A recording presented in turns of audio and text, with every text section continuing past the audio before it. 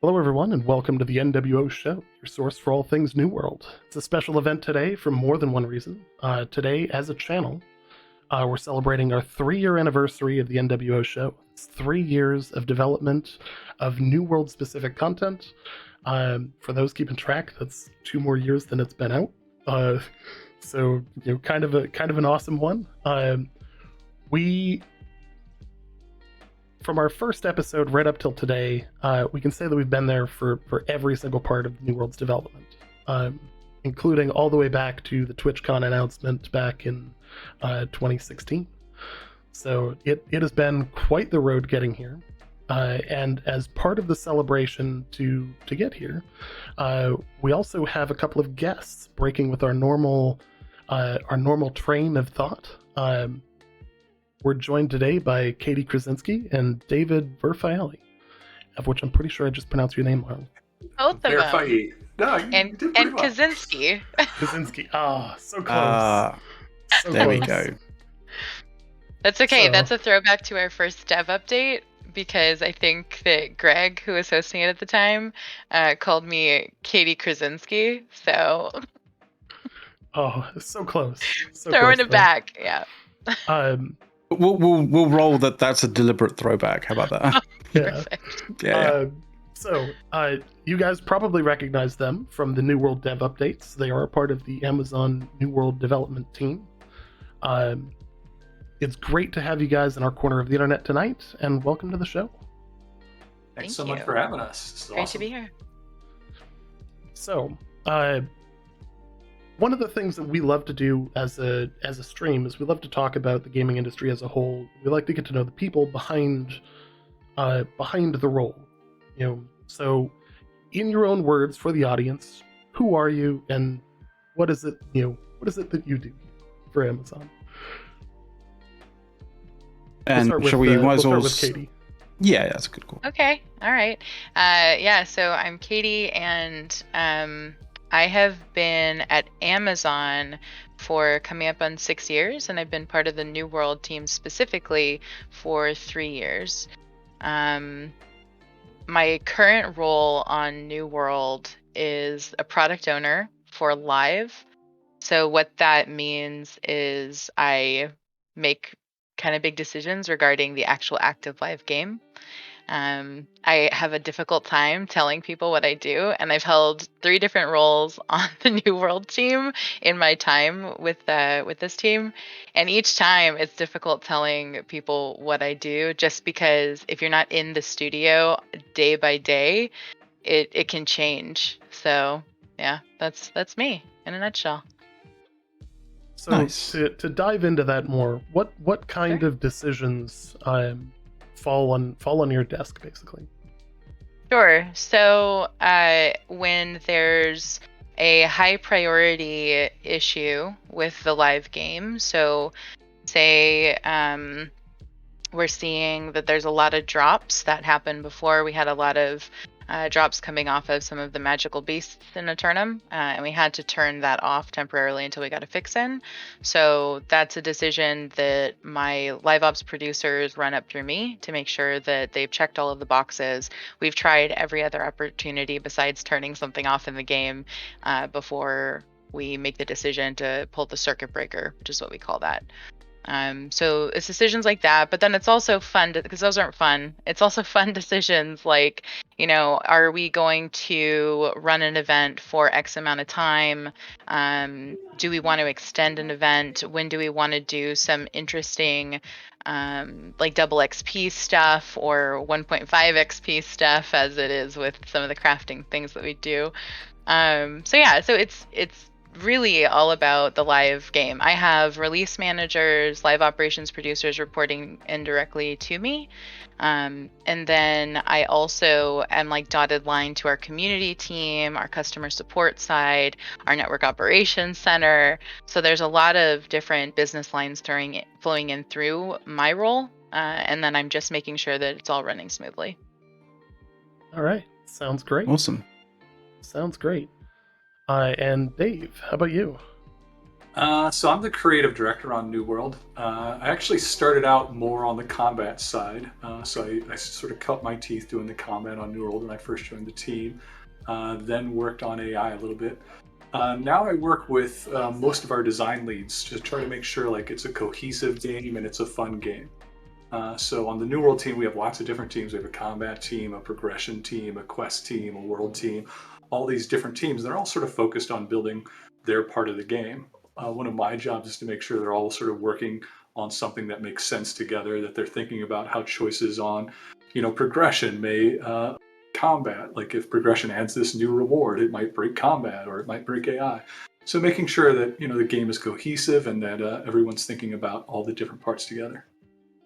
So standard days for me include things like going to lots of meetings to sort of discuss future stuff, reading proposal documents or design documents, giving feedback on that, and also playing a lot of like one of the funner things I get to do. So reading all the documents is fun and all that, but like playing a prototype, like that's one of the funnest things, right? Like as we were building a new feature, I still remember, like, just to give a concrete example, when we were building the 3v3 PvP arenas, like we got to play that super early when it's still at what they call in gray boxing, right? Like it's like you're just testing it out. It's like, how many rounds should it be? Like, how should that circle of fire work? How much should we diminish healing over time? Like all those fun choices, we get to sort of play as a group and like talk about it afterwards, and that's really like most fun part about the job. Very cool. Very cool. Awesome. So both of you kind of have an interesting histories. We'll stay with David here for a minute here, but David, you came initially out of a finance background. Yeah, I definitely got into games in a roundabout manner. Yeah, we were running through your resume, and it's not very often you see somebody go to MIT and then reverse course to come into gaming. That's quite the route in. How did that come to play? Well, it's a long story, but I think, two things really spurred it on. I think, finance was fun and it was very exciting early on in my career to sort of be in that high pressure world and all that. But at the end of the day, you don't really make anything in finance. You just sort of, you're moving around numbers, you're doing math and stuff, but there's no product at the end of the day. And I missed having something to show for all my work. And I've been a gamer for my whole life. And I was like, the nice thing about finance is sort of able to pay off a lot of the bills. And it's like, what do I really want to do with the rest of my career? And that's when I started looking into gaming. And actually, I coded a little bit during my finance career and sort of went back to school to learn that a little more. And, started out in QA like a lot of people do. If you're ever looking for a gaming job, it's always a good place to start early in your career. And then got lucky. A friend of mine going out to California got a job and they needed someone else, and sort of landed my first gig that way. Very cool. Very cool. And Katy, you also had kind of an interesting route into gaming. We were doing some background on you and noticed you have a background in psychology and kind of the sciences. Yeah. That's obviously a very psychology and gaming go together really well. So it's kind of a interesting route in as well. So what can you tell us about that?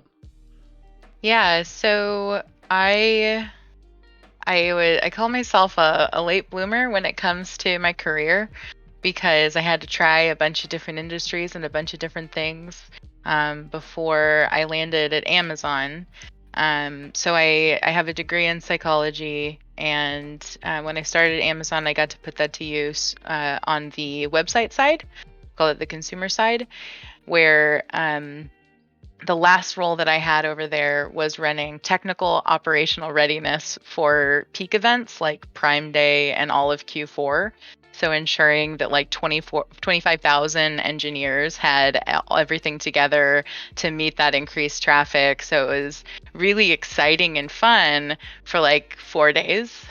And then it would be then preparing for the next thing. And then it would be really exciting and fun for a very short period of time. And then preparing for the next thing, which was all absolutely needed.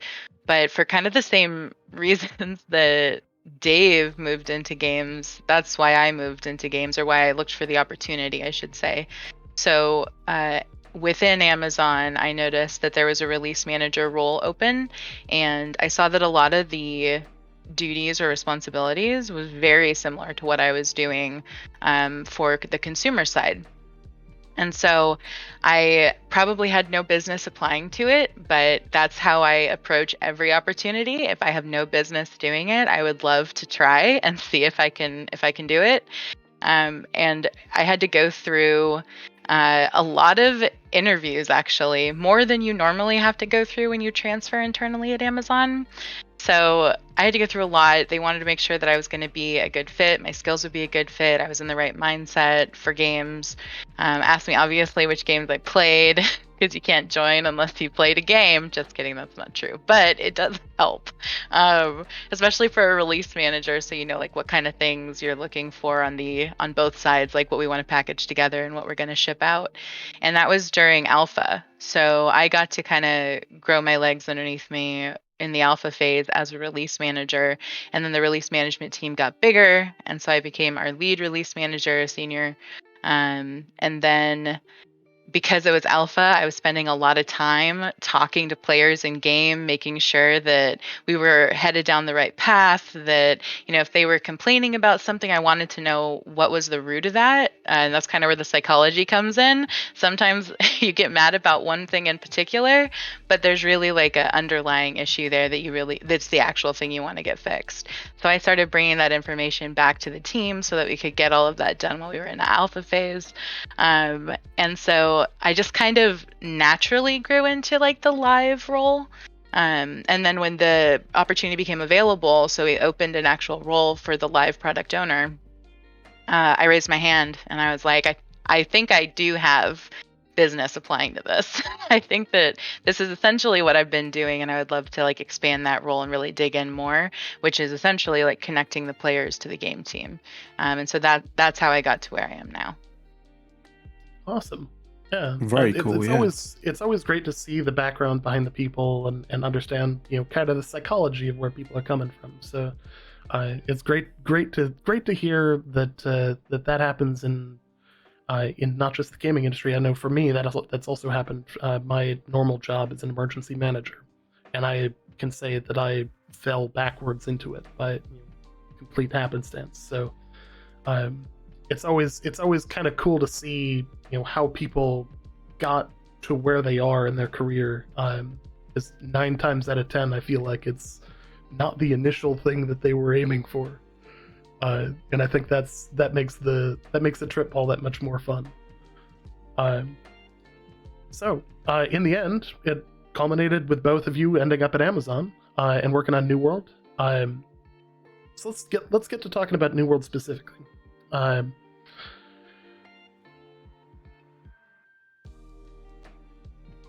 Now, we know there's been some recent controversy, and we'll get that out in due time. Obviously, there's some stuff that happened today. There's some stuff recently with the fresh start servers and the return to Aeternum servers.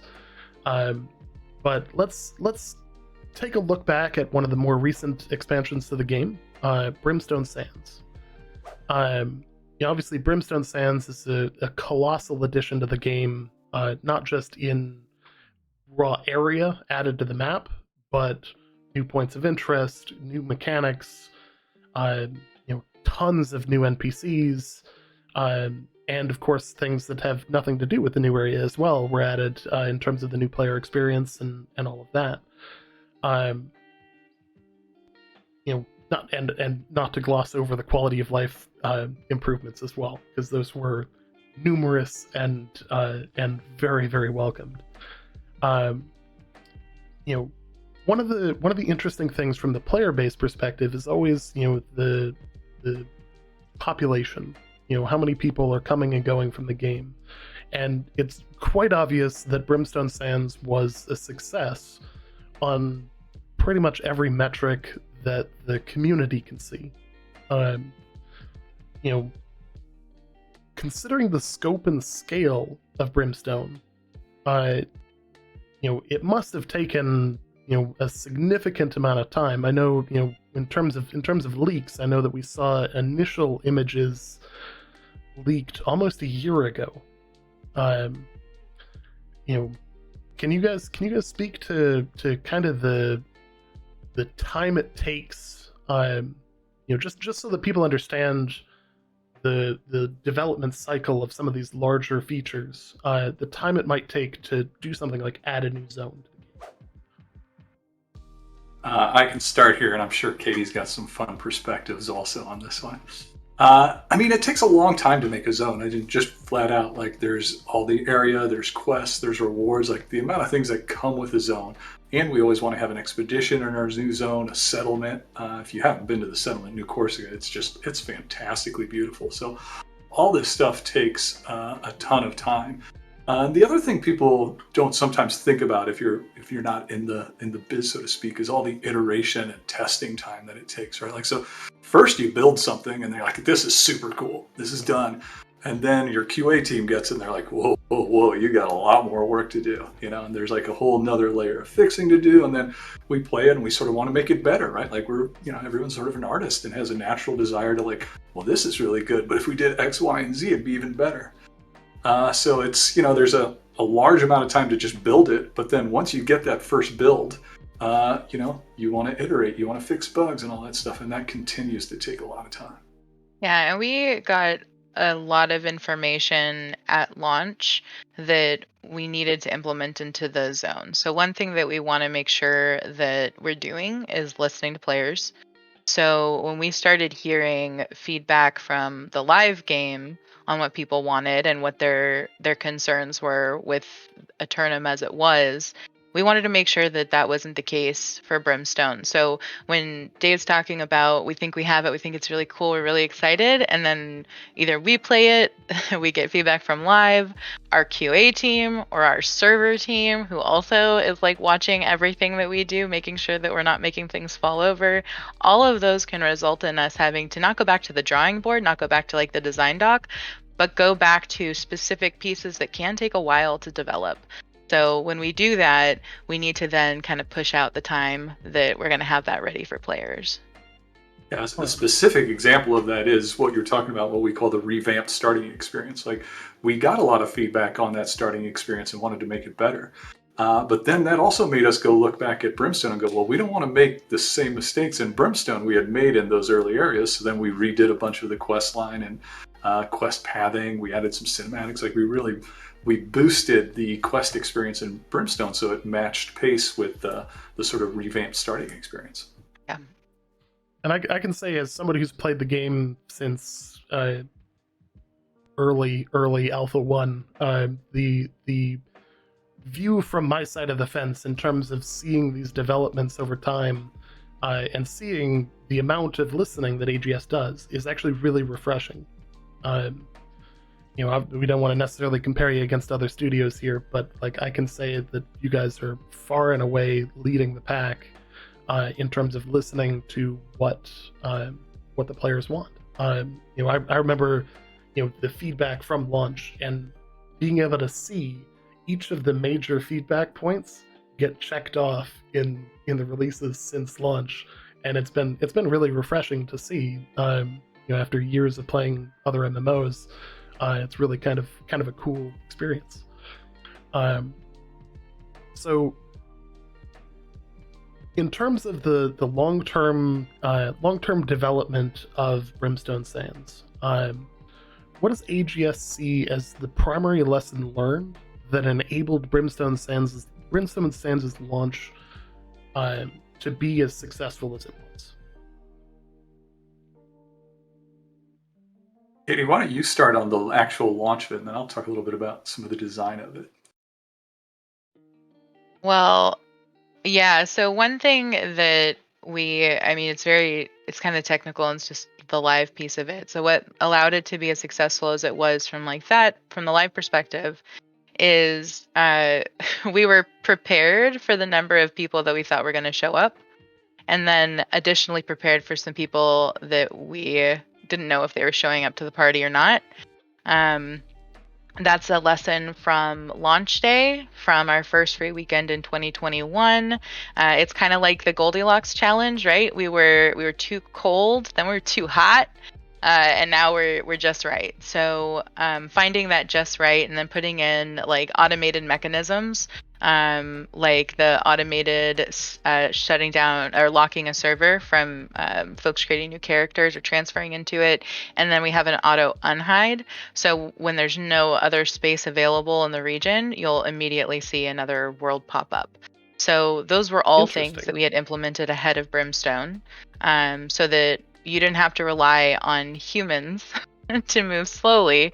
There's obviously some kinks in that, so we did have to step in a few times, but just from the live perspective, that helped make sure that Brimstone was a success. That was us learning from the past and decisions that we made before, and specifically why we had made those decisions, and then catching ourselves when we found ourselves making like the same choices using the same reasoning behind it. So that's one of the reasons why the actual launch of Brimstone itself did really well. In addition, we listened to our server team because they didn't want everybody rushing the zone. They didn't want it falling over. So that kind of leads into the design piece, if you want to go from there, Dave.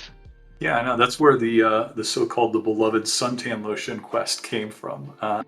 Right. What we did was, yes. Well, because if we just allowed everyone in, everyone would go to the one starting place, and the servers would, have a very difficult time with that. With the Strider, the Sand Strider quest, what we were able to do was based on your faction, you had different starting points, and they were slightly different lengths. Not everyone would want to do it at first because there was this extra step. So, there was a little bit of friction there, but the idea was to sort of get people to go into the zone with a little bit more, sort of not all at once. And second, the way the quests were created, we intentionally didn't put all the initial quests by the settlement because we knew some people would just run right to the settlement. Some people would want to do the quest, and we put some cool POIs and stuff there. Our basic goal was to design the space to sort of spread people out early as much as possible, because the first day or three can be very difficult when you're relaunching a new piece of content that everyone wants to experience. Absolutely. So it was key to split up those groups, the groups that were heck bent on getting to the settlement and claiming that territory, the ones who just wanted to go and find all of the shrines so they could fast travel wherever they wanted, and then the ones that were really excited to start the quest line and do the quest line and learn the lore, see the cinematics and the different things that we introduced with Brimstone Sands. So it got to split up those groups. There were some moments where those groups converged, but not nearly as wildly as they would if we hadn't designed those different spaces for them to go. Yeah, I was definitely one of the shrines kind of guys who, as soon as I came in, I was like, have to get all the shrines, because otherwise I feel like I'm very much curtailed to, very small areas if I can't fast travel to various different places. Yeah. So Brimstone Sands is also a very feature-rich release. There's a lot of new mechanics, there's a lot of new features, but also a lot of quality of life increases and just kind of changes as a whole. How do you go about balancing those priorities? Obviously there's always that desire for new content, but as was also done, rebuilding the new player experience is also really critical for the release's success, with, of course, following up with the fresh start servers. Yeah, that's a tough balance for sure, because I think, there was a lot of quality of life early on that we had to do, and I think, so you probably saw a larger balance on quality of life in some of the earlier stages and releases of the game, and hopefully, over time, that part will go down. And we can spend more and more time focusing on content and just pumping out new stuff for players to do. And I think, the way I like to think about it is, we try to prioritize what are the biggest issues hurting players, or sort of creating friction for them, and then how can we solve some of them quickly, and we try to bucket in, hey, here we can do some of these things quickly. These will take more medium term and long term, and then just start sort of tackling off the top priorities while leaving, a good portion of the team to be able to create content. Yeah, absolutely. I guess in that kind of sense, that also sort of rings true to dealing with like generating hype versus over promising. Like, if you're fully on just generating new content, then that is very much like the sort of like the stuff that you want to hype up, but you don't want to be over promising too much as such. I guess a lot of the sort of quality of life stuff sort of allows you to sort of bring that down a little bit and get a good balance overall, right? Yeah, absolutely. And we don't save quality of life changes for major releases. Those can show up in a minor release. So that's not something that we relegate where we identify something that we know that players are going to really love or is going to reduce friction. We don't save that for some future release. If we can get it out sooner, we will. We'll try our hardest to do that. But sometimes they just end up in these bigger releases because they're intertwined with major systems, or there's no real way to safely get them out into the wild. So they have to wait till the major update like Brimstone Sands or the Winter Convergence Festival for us to get those into live. Okay. All right. And of course, all of these things are on very different development timelines, and you have the long burn projects. Like of course the Brimstone Sands as an area, as we mentioned, was in development for well over the course of at least a year. I would assume actually much longer than that. I think it would be safe to assume that the next area has already entered development. Way back in a corner, there's a team working on that, I would imagine. I know oftentimes there's the idea from the community that like development just happens spontaneously, and the reality is it's a very long process before you can even make an announcement that something's happening.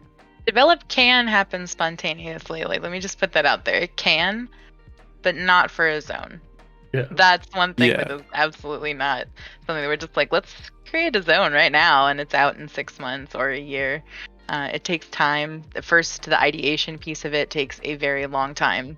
We want to make sure that before we start work, we've figured out what we want this generally to look like. We want the vision to look like. So it takes quite a bit of time. Absolutely. And of course, as the island develops, and AGS enriches the lore with almost every society across history potentially having a potential place on the island, there's a lot of opportunity, and we've already kind of seen a little bit of that with Brimstone Sands, with Ebonskill Reach, with Eden Grove, and all of the different zones. Even going back and revisiting Monarch's Bluff with the new castle kind of Knights feel. There's a lot of opportunity there, and I guess I want to ask this from the perspective of, and I realize it's not likely that we're going to leak any specifics on what the next zone's going to be, but I want to ask this from the perspective of, personally, are there any specific cultures that you would like to see in Aeternum in the future, or by the time New World hits the mythical end state? Lots of them, right? Like, I feel scared saying one because people will think it might be coming next. So I'm going to say one that is definitely not in the near future. But Is it aliens? No, it's not. What I do like about they already came to Aeternum, by the way. And New World is this idea that it can be different civilizations, but it also can be at different time frames, right? And I think that's really cool, like how far in the past versus how much in the sort of the twilight areas that we've got. I think that's a really neat thing. Things that I might like to do, I don't know, like Vikings are super cool, maybe something around that. Some Asian cultures, India would be a cool place to go to. There's lots of I think lots of places, and some of the colorscapes there would be cool. So lots of ideas. I like the idea of like toying with time. That's probably my favorite. To me, and this is just me, not in development. This isn't developers. This is just me. I don't know what time it is outside of Aeternum. You land here, you have no concept of how fast or slow time is moving. It would be really interesting to like bring in that piece of it, like what's happening on the outside, and bring in like what humans or humanoids look like in 1,000 years or 1,000,000 years, and bring them onto Aeternum, and maybe they're the new ones that take. I think there's there's so much cool stuff you can do with this place. Absolutely. And that's a really, really cool aspect of that, because in the cutscene, specifically at the start of the game, right, there seems to be a bit of a geographical placement of where Aeternum sort of is. The island kind of, I don't know. The other kind of thing is like in a couple of interviews, I think it was maybe the start of this year, maybe the end of last year. Aeternum was described, at least the sort of like the story of Aeternum was described as basically being a time bending like journey, right? Has there been?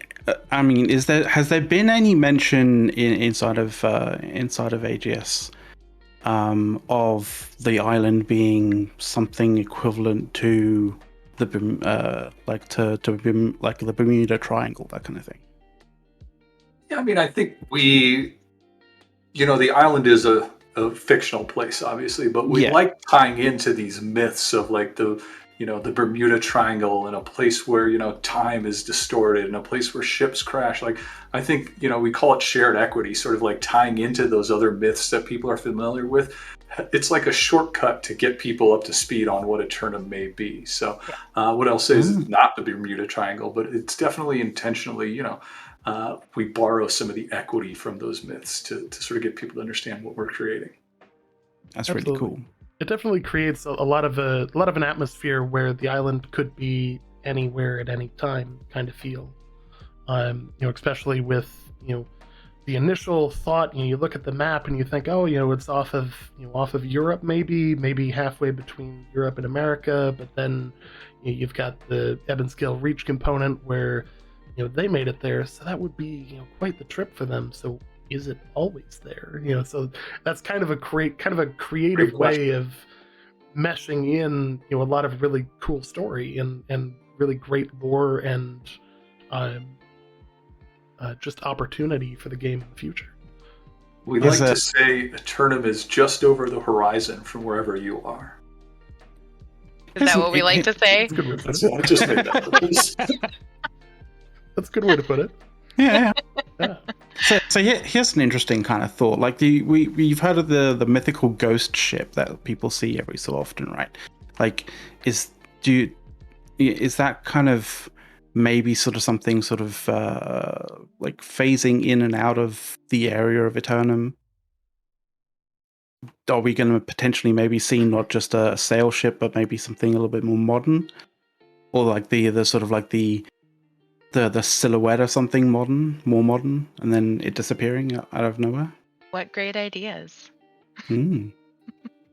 Interesting. Very interesting. Just a thought. Interesting. Yeah. So one of the other things that we wanted to make sure that we hit on tonight was the new player experience and kind of revamping the early quest lines. A lot of work has clearly taken place in redeveloping the early game flow of questing, both in the main storyline quests as well as the side quests and tertiary skill quests. This seems to peter out in the middle game, in the let's go with about level 35 to 40 mark. When players start moving through territories like Weaver's Fen, Cutlass Keys, when it comes and of course the feeling of the quests kind of chaining together and becoming this kind of optimized experience comes together back in Brimstone Sands. I know that you guys mentioned this a little bit in the December update, but are we going to see that same kind of treatment to the middle game happen that we saw in the early game in terms of like Weaver's Fen and kind of the rest of the settlements kind of quest lines as you go up the levels? So yes, as we discussed, we're definitely going to be doing this in stages. So our next stage is the Brightwood Weavers, sort of part of the main storyline, the MSQ as we call it. And I think the things that we really like that the revamped starting experience got is like what you were talking about, that quest flow, right? Like there was a lot of running back and forth when we initially released the game. And I think, having the NPCs move with you, having the objectives chain rather than always come back to town, those are big lessons we've learned. And I think that's, one of the main things we'll want to do in there. I think another thing is we've really, improved the storytelling. Rob and the narrative team have done a great job. Just sort of building a richer story. All the quests are VO'd. So, definitely the story will get punched up a little bit also. And I think, the rewards pass, I think, was really a fun part about the MSQ. Like, we tried to make the rewards from the quest line really good, especially, early on. You're going to out-level that stuff anyway. So just really make it rewarding for the players. So those types of things will definitely be going in.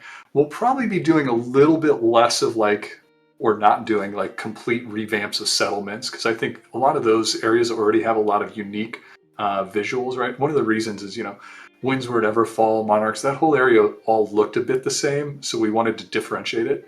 I think, when you go up to Brightwood, it's spectacular. All the enemies are very different. So it's already got a lot of the raw material. Our main goal is just going to be to sort of, make some of those improvements we made in the starting experience in those zones. Absolutely. So That's one cool. of the things is that it has been noticed that First Light, territory near and dear to our company's hearts, as we formerly owned it at one point, seems like its quest line has been all but removed, as it was also taken away as a starting zone. So First Light is, of course, known as that new player experience starting area. And it's it feels like it's in a state of current development. Are you guys able to speak more on potentially what's going to happen with First Light? So, the removal of it as a starting zone was because it was the most complained about starting zone at launch and subsequent to that for new players. They hated the run to get up to Windsward and Everfall.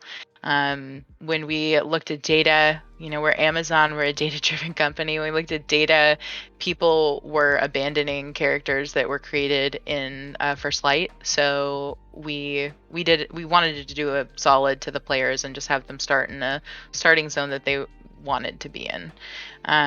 So that's why it was removed as a starting zone.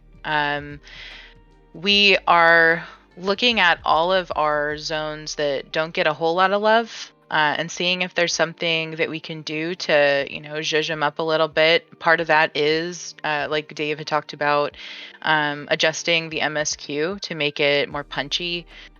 Get there, do your thing, get out, not have to run all the time. I would love it if we could put in some of those portals that you see in Brimstone Sands, if we could add those to those areas to help people move around. But nothing really to share at this point, just that we're talking about it. But that's why it was removed as a starting zone. Oh, it makes a Lots lot of sense. unhappy customers. Yeah, that actually makes a ton of sense, because it's I know Yeah. we enjoyed it as a starting zone because it's very it's very rich in resources, but Yeah. At the same time it was very far away from everything. Yeah, the furthest I ever wanted to get into that zone is for First Light Fight Club at the fort. That's as far as I really want to go. But I can see why some people. I actually ventured down to it today in game, which is kind of funny because I don't go down there very often. But I realized that my fresh start character hadn't been to the settlement, though they'd been to all of the spirit shrines. So I took a little jog down there today, and there were some folks there, but I spent the whole time getting resources. So Very nice. Understandably, yeah. Yeah. Well, one of the interesting kind of things is if it's redeveloped into sort of like a more mid-level area as such. One of the sort of quintessential things about First Light is it was the initial sort of area where I think you guys put down some POIs for the Vangarian Knights, right? If that kind of area gets developed more to be much more of full Vangarian Knights sort of feel, that might be pretty cool. Because I know that there's other POIs sort of dotted about the map that are sort of Vangarian sort of esque. but it would kind of match up, right, with the fact that it kind of initially sort of the Vengarian Knights area was initially at First Light. Interesting. Yeah. No immediate plans to turn it Yeah. into Varangian Central. Okay. Interesting. So one of the other kind of interesting things that has always come up is the replayability of content. Obviously, there's extremes for this in every game. For instance, you could play League of Legends and play the same map over and over thousands of times. But there's also variations on that, of different levels of replayability. So creating replayability is always kind of this advantageous thing because, if you build a quest that's designed to be run once the person's done with it, they no longer have that opportunity.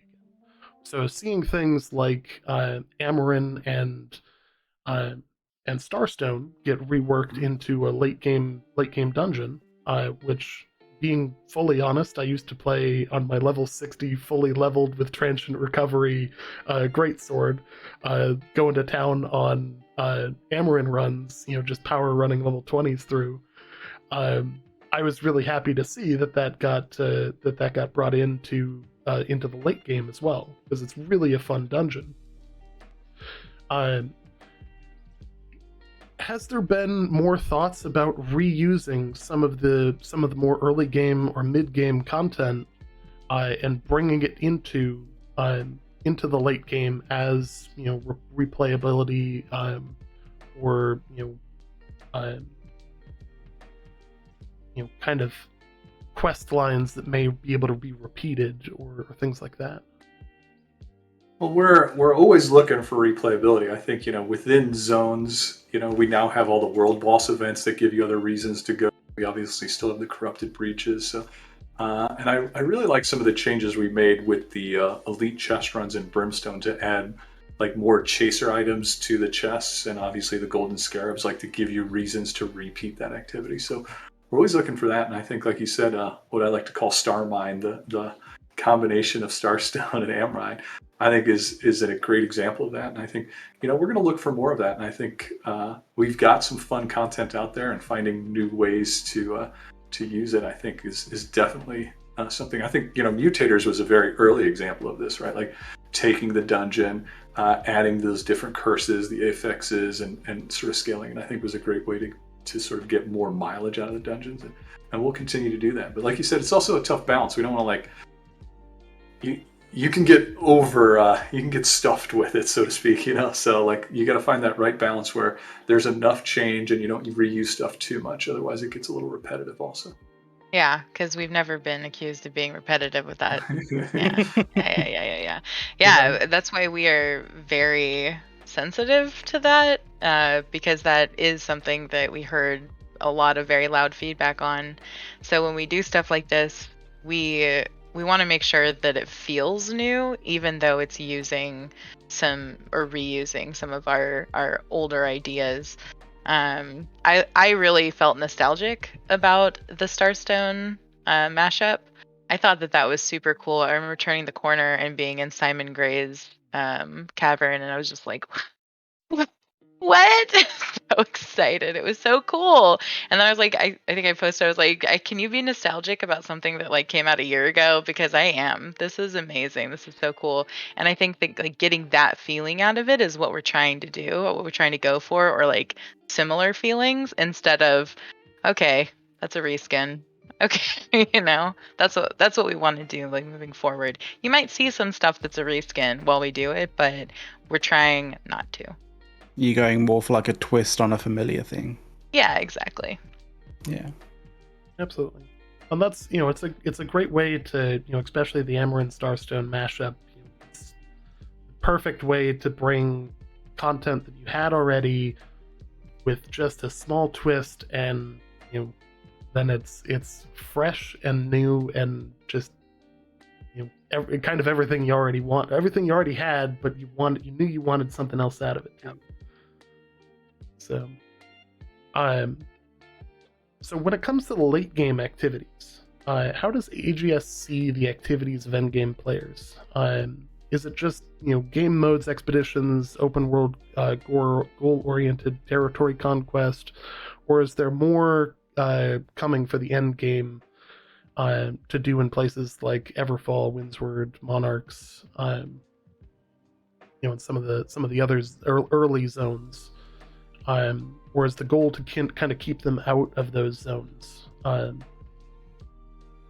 think for the most part, we want to keep the end game out of those zones. Obviously, there's still some PvP and the territory control game is there, but I think it's fun to be able to see like a level 60 come across as you're starting the game. It's because it's a little aspirational, like, oh, that's what I want to become someday.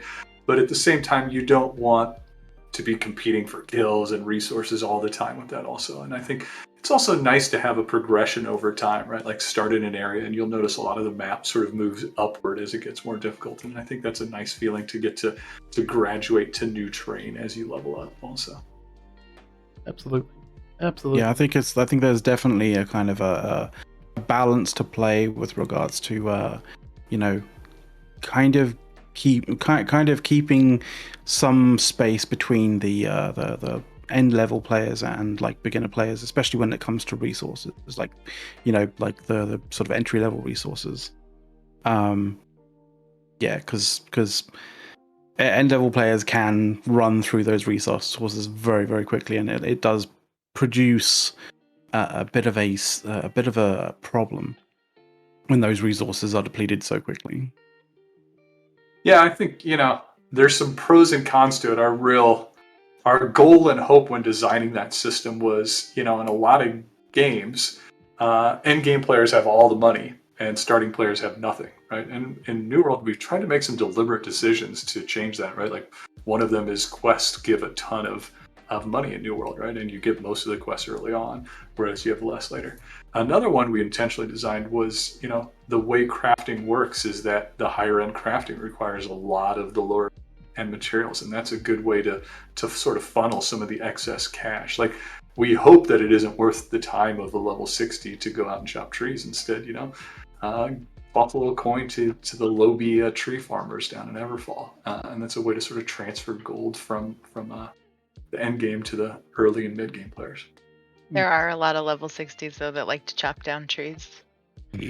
Yes, there are some with some really high what's it called? Aptitude. Aptitude scores. Like I think I saw one with like a 200 on cutting trees, and it was like, that's crazy. Yeah, there was somebody with a 720 at one point. There was aptitude is pretty interesting That's so many to trees. see those. There's bordering definitely that's bordering on an obsession, I think. Yeah, it's an MMO. That is true. What you didn't know is the O is not. It's not online. It's obsessive. Yes. So, it's a massively multiplayer obsession. Yeah. Massively multiplayer obsession. So one of the cool things leading up to Brimstone was the hype and kind of watching everybody kind of file back in. We saw the player base was down to I think 16,000 at peaks, but for like the 2 months prior to Brimstone Sands, every day it was a new record high. And as we got closer and closer to Brimstone Sands, our next topic here, fresh start servers, almost dominated the landscape for several weeks in terms of the demand for them. And on top of that, they were also tied with the Return to Aeternum Twitch event, which I can say, as McLeod and I were both taking a part of as part of Team Trees, which unfortunately got second place, but as our team motto is basically, at least we beat Asmongold. So we can mission say accomplished. That, hey, it was a great event, and it was kind of a really good opportunity to replay the game from start and kind of relive that launch kind of vibe. I guess the main question here is, what was the biggest lesson learned from Amazon Games' perspective between the original Battle for New World launch event, the Lost Ark launch event, Legends of Lost Ark, and the Return to Aeternum event? I don't have, so that's all done through the content creator team. We support by making things available in the game and supporting from a design and tech side. So from our perspective, I don't have any insight into Lost Ark, but for Battle for New World to Return to Aeternum, our biggest learning from Battle for New World was not to get so in the weeds with the data. And instead of having, like, in a world, we do pit companies against companies and faction against faction, right? But in these worlds, it actually works better if you have the entire world working together. So in Battle for New World, it was absolutely pitted against each other, faction versus faction. The data sometimes wasn't correct, which was really unfortunate. We had an outage in the middle of it, and then it was counting things the wrong way for Battle for New World. So we had a lot of those on our side, lessons learned. And so for Return to Aeternum, we got to talk about the data at the world level, which is how we track our worlds now, all up. We obviously have data that we can dig in, but we want to know, is a world healthy? And so this was a great opportunity to use our is this world healthy metrics for the Return to Aeternum event. So those were our biggest learnings, was to use the data that we currently use in our worlds to make sure that, the event's running as it should. We've got the right information for the leaderboards. And then just having it be the whole world against another whole world. Awesome.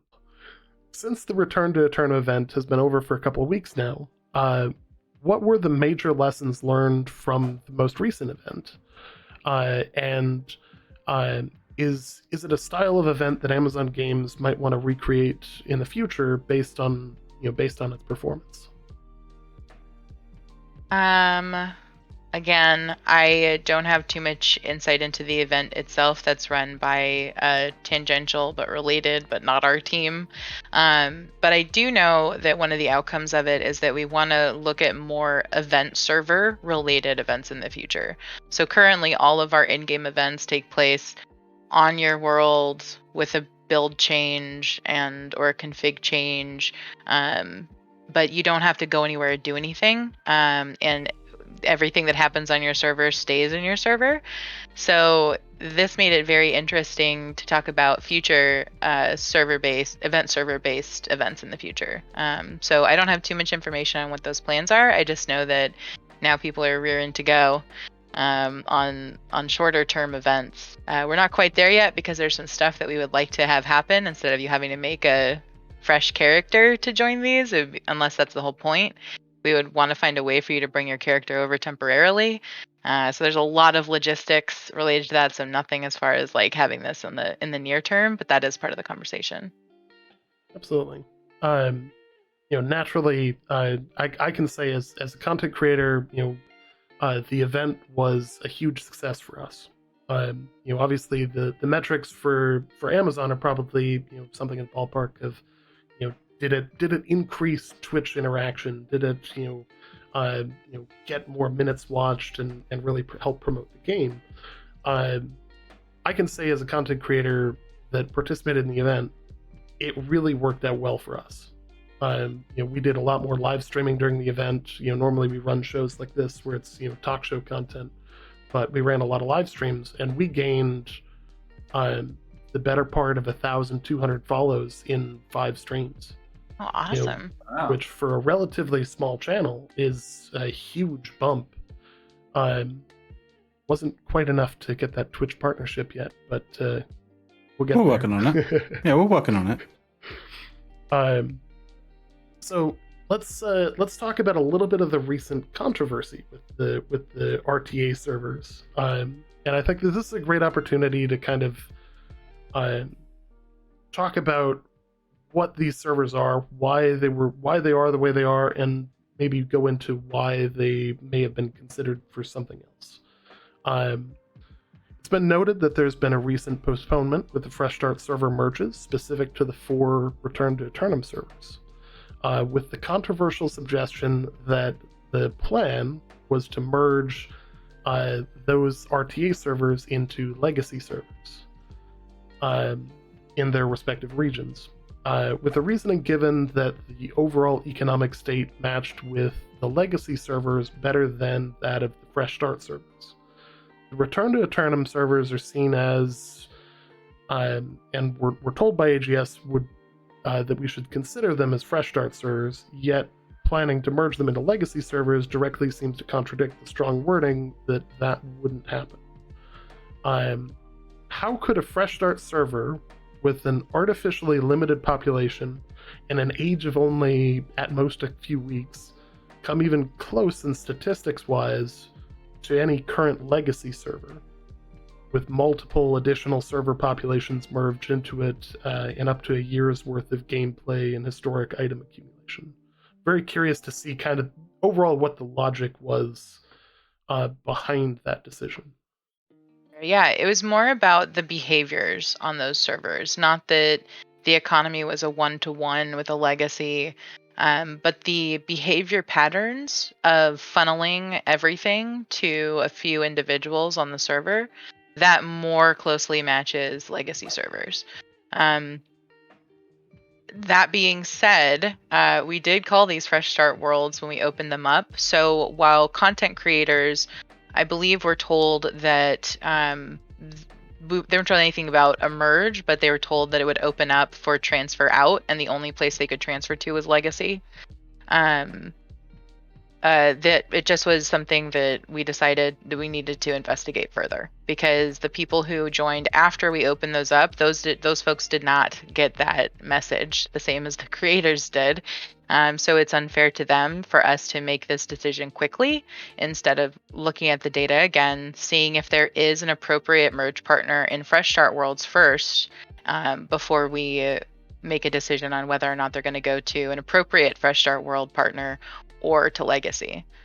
So that was the genesis of the decision, was that the behaviors seen in there were more closely related to legacy than Fresh Start. And that being does said, actually they're like, make a lot of sense too. Totally, but that being said, they're in this like weird middle ground. Like, they don't exactly match legacy, they don't exactly match Fresh Start Worlds. So there's a lot that had to be considered, and so we're taking another look at the data currently, and I think that there should be a decision coming out soon, if not by the time this show airs, because we've been digging into it very deeply this week. All right. I know, just as an aside, I know Asmongold had mentioned on our show a few weeks ago that one of we actually really liked this idea, and I know that this is actually really specifically challenging because naturally all 4 of these servers are in different locations. One of the ideas was to potentially merge the 4 Return to Aeternum servers together. What region should they be in? That's the question. Who's the lucky winner? Yeah, that's unfair to folks in South America. If we were to choose Europe, it's unfair also to folks in US West. If we were to choose Europe or even US East, some folks don't have as great of a ping. And then if they wanted to transfer out, again, the only place they could go is a legacy world. So we're putting a lot of people in a tough position. So it's not, I mean, there's no great answer here. But when it comes to like the number of active players, if we were going to go by that route, it's also not a good indication of where these worlds should go, because what we want to do is optimize for the best gameplay for everybody, whether that means some people get a little bit decreased or some people get better.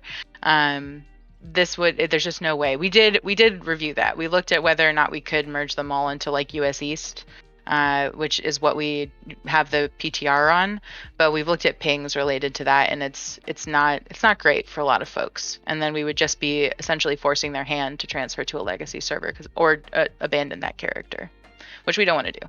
So we'll figure it out. We'll have that announcement coming out soon, if not already. So stay tuned. So one more thing on that would be in the initial dev blog, there was the use of the word never, which in terms of development, in terms of public affairs type stuff, is there any regret in using the word never when referring to merging Fresh Start and Legacy Worlds? No, there is no regret with Fresh Start and Legacy Worlds. If we were to say where our regret lies, it would be in calling Return to Aeternum Worlds anything other than Event Worlds. That That's makes fair. sense. That That makes makes sense. sense. Yeah, the Fresh Start Worlds, I'll let you guys in on the secret. Fresh Start Worlds will be Fresh Start Worlds in their generation. So if you want to think of them in generations, the Gen 1 worlds are Legacy. Gen 2 are Fresh Start Worlds. So a Gen 2 world will not merge into a Gen 1 world. Instead, we will collapse them all.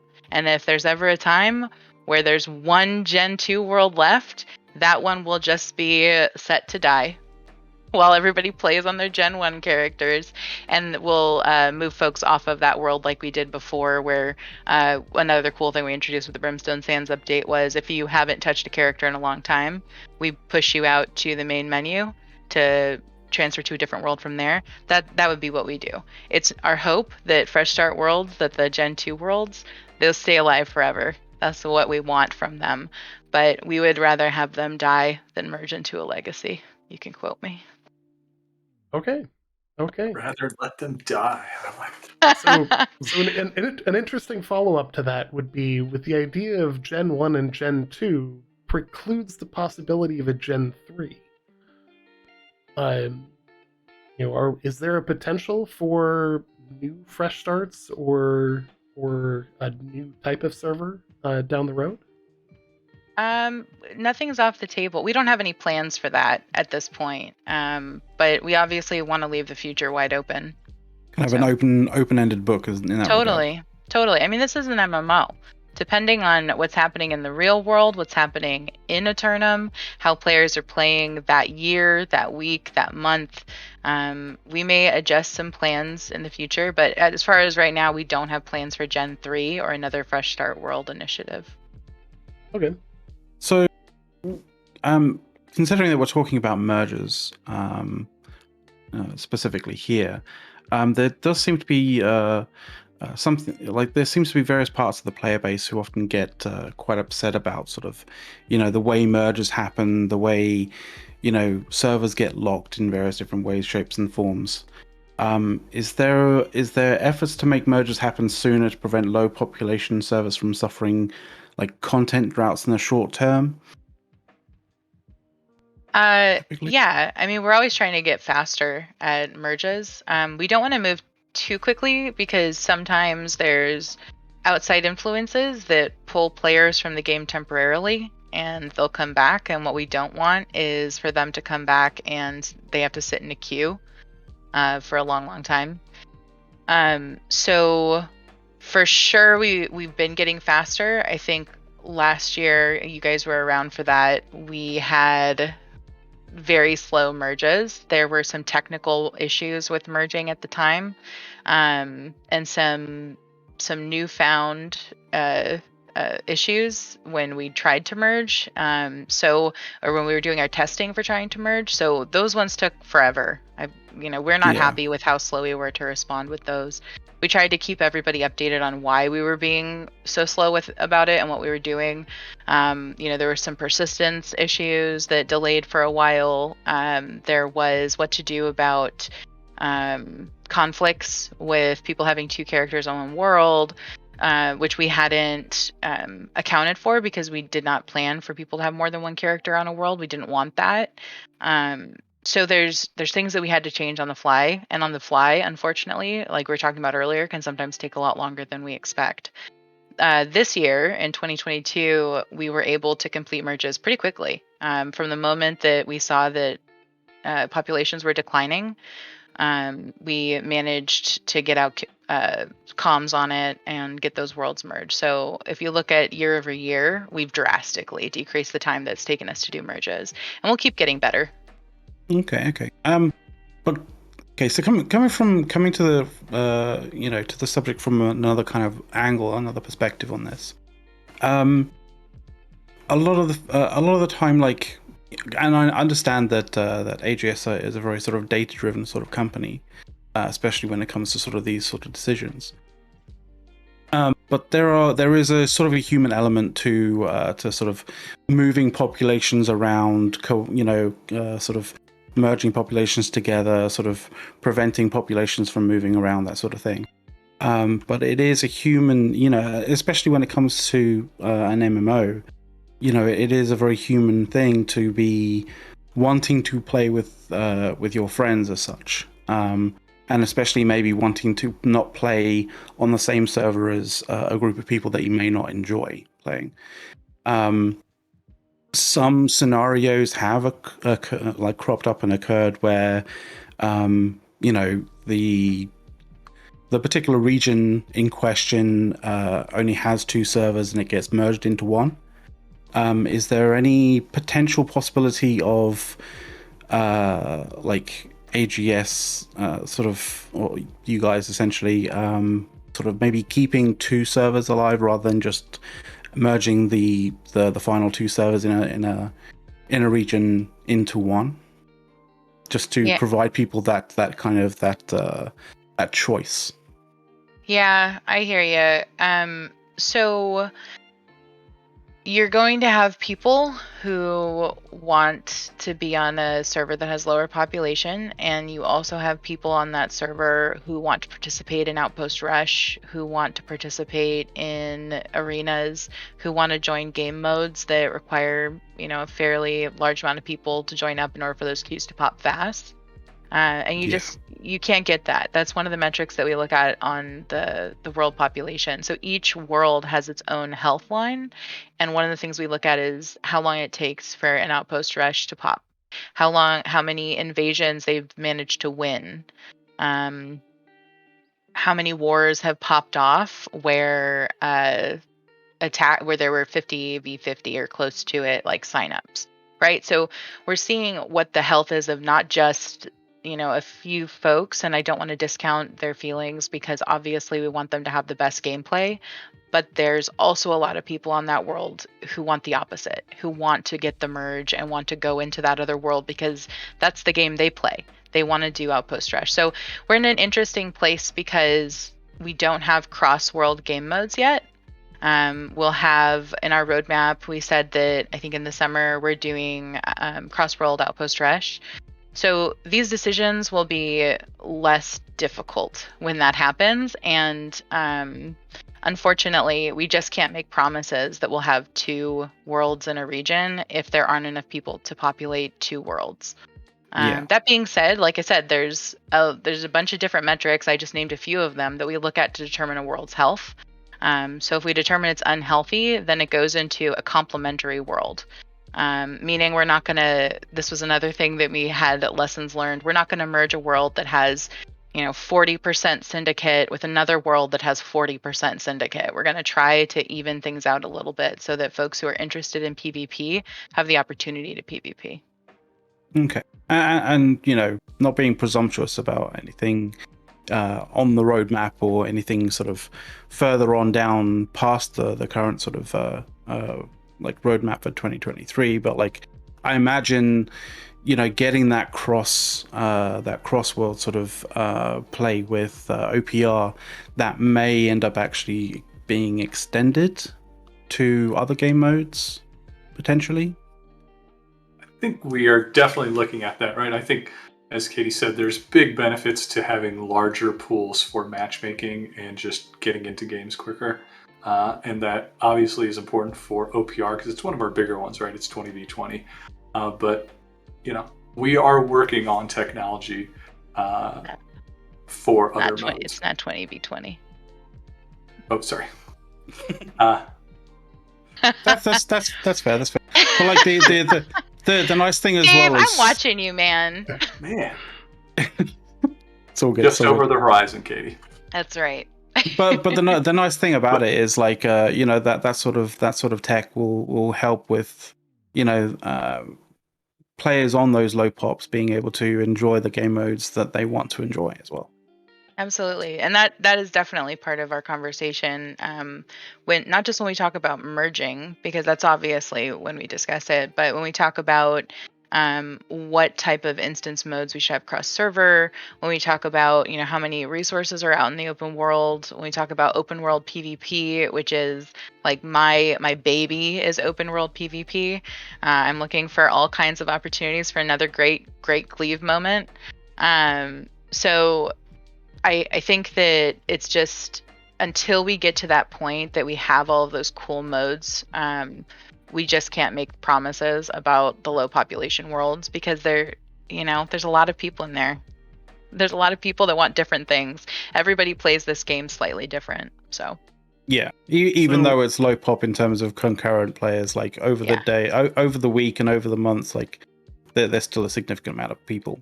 Yeah, and one thing, okay, here's like a peek behind the curtain. So, Nysa, I call Nysa my problem child. This is a world in EU. And Nysa, my problem child, before the return of all the players, is starting in the beginning of September throughout now. Before that, Nysa had a population of maybe 1,200 peak, sometimes 14 or 1,600 on like a really wild week. But their active users were higher than any other world, meaning that the number of players that logged in only peaking at 1,400, but the number that logged in were higher than every other world in the region. And it was just this crazy outlier. And we're like, we got to lock this world.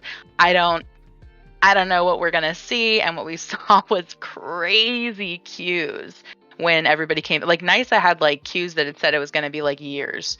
Oh my and then God. it was nuts. And it went from a peak population, like PCCU, like people were asking for other folks to merge into Nysa, and we couldn't do it because it was like our sleeping giant. And it was absolutely a sleeping giant because then we saw these massive queues. It was capped every single day once Brimstone went live, even before Brimstone went live. That was our longest locked world of all worlds of all time at this point. That's crazy. That's nuts. Interesting. But that's like some of the like the figures that you guys see are not always indicative of like the health of the world, which is why we have to dig into it. And unfortunately, sometimes it sounds like we're just, saying stuff and we're not.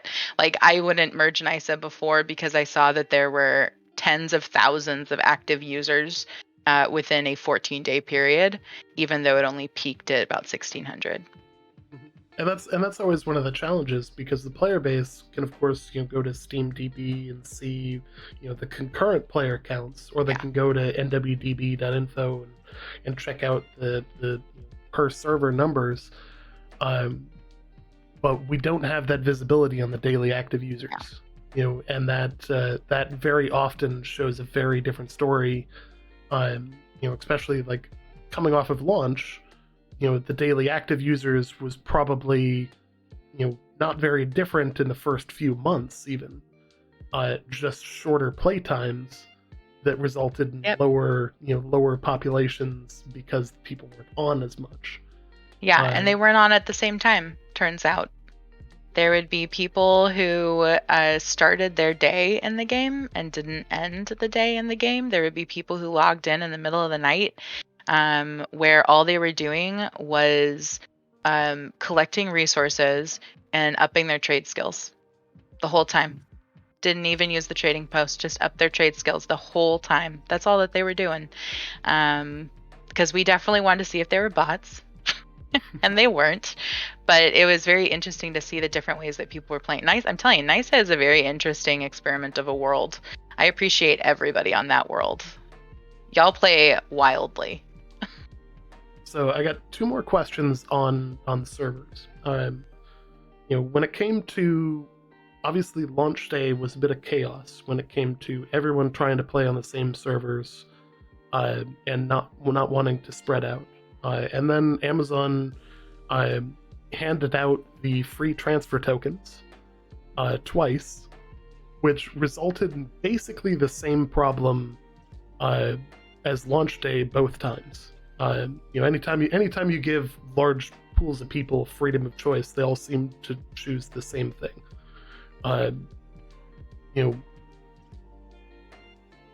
Has there been the idea of maybe looking into pre-allocation, or like sign up for a server ahead of time, for like large scale player events like that, where like players and guilds could sign up and say, hey, we plan on bringing X number of people for this, and have people kind of queue up ahead of time, so that you can get an idea of how full worlds are going to be prior to the event actually happening.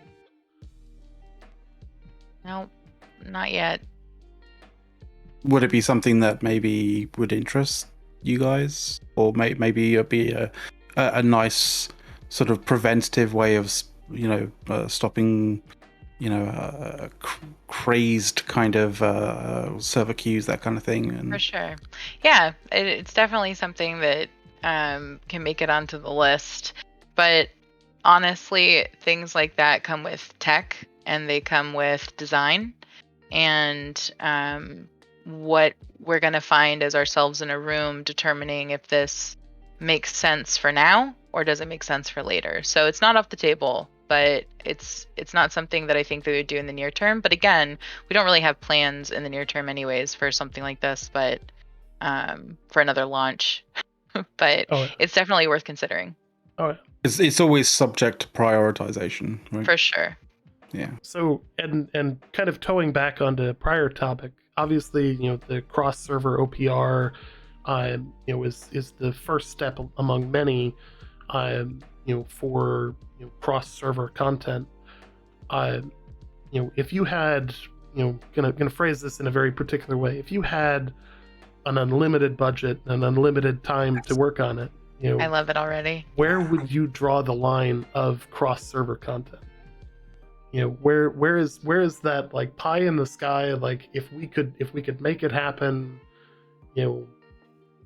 what would be the ultimate experience of cross-server content? I think if it's unlimited budget, anything that's not open world would be cross-server for sure, cross-world. Very cool. Interesting. The open world has, there's a special. There's a lot of instant stuff that happens in open world anyway, and you could kind of almost say that kind of stuff can also almost be cross world in nature, right? Yep. I think we want to leave place for the open world to be its own thing. I think it's one of the things that makes New World special, right? Like stumbling upon people, the flagged runs, and not knowing if someone's, I love the videos of 20 people hiding behind a pillar, jumping out, and just there's a special sauce there that we don't want to disrupt. But I think the instance content is completely fair, and I think makes sense to go cross world for sure. Very cool. Cool. So this kind of brings us into our next major topic here, leaderboards. So leaderboards are kind of an interesting idea of kind of pitting people across the server and potentially across the region against each other, vying for that number one spot, and being the best of the best. One of the challenges that comes with competition is, of course, toxicity. In what ways have you looked at implementing leaderboards that can affect, the positively or negatively, the healthy sense of competition, but also helping potentially to prevent or mitigate some of the toxicity that might come along with it? There's a few things we've done. One, we do have a lot of different layers of leaderboards, right? Like we have a lot of them at the faction level, at the company level. And I think especially the faction level ones, I'm very excited about how they'll play into the territory game, because, that's really sort of what we wanted, a healthy competition between those factions. And there, we're not like highlighting individuals. We're just trying to show like what the balance of power is. So I think that's one way that we've done it. I think Also, selection of which leaderboards to take, I think, is super important, right? Like number of kills in PvP is less interesting than some of the win ratios and other things. So making the right choices there, I think, is important.